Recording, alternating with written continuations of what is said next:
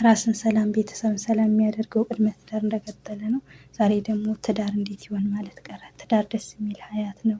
ያላገባችሁ እህት ወንድሞች አግቡ፣ ያገባችሁን ቤታችሁን ራሳችሁን ሰላም አድርጉ። ብዙዎቻችን ትዳር ላይ ስንገባ ደስ ይላል እንላለን።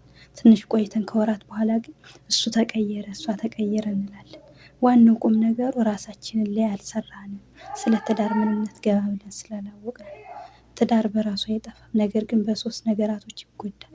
መነጋገር ሲቀንስ፣ ክብር ሲጠፋ፣ መጠበቅ ሲቆም። ስለዚህ መነጋገር ሲቀንስ ስንል ብዙ ባለትዳሮች አንድ ቤት ውስጥ ናቸው፣ ግን ልቦናቸው ተራርቋል። ልብ ሲርቅ ደግሞ ፍቅር ይቀዘቅዛል፣ ትዳር ይጠፋል። ስለዚህ መነጋገር እንልመድ፣ እንወያይ። ክብር ሲጠፋ ፍቅር በክብር ይጀምራል። ክብር ሲጠፋ ቃል ይጎላል። ቃል ሲጎዳ ልብ ይርቃል ማለት ነው። ሶስተኛ ላይ መጠበቅ ሲቆም፣ ትዳር እንደ ተክል ነው። ውሃ ካልጠጣ ይደርቃል። እንክብካቤ ካልተደረገ ደስታ ይቀራል። ደስታ ስለሚጠፋ እንክብካቤ ይፈልጋል። ትዳር መወያየት፣ መመካከር፣ መነጋገርን ይጠይቃል። በየቀኑ ቢያንስ 10 ደቂቃ ተቀምጦ መነጋገር። በክብር ጊዜ ማሸነፍ አይደለም አላማው፣ መግባባት፣ መወያየት። ማሸነፍም መሸነፍ አይደለም ትዳር፣ መወያየት፣ መመካከር።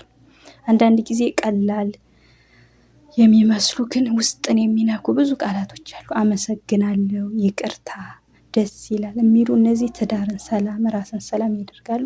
እነዚህን ቃላቶች እንጠቀማቸው እላችኋለሁ። ትዳር እንዴት ይሆን ማለት ቀረ።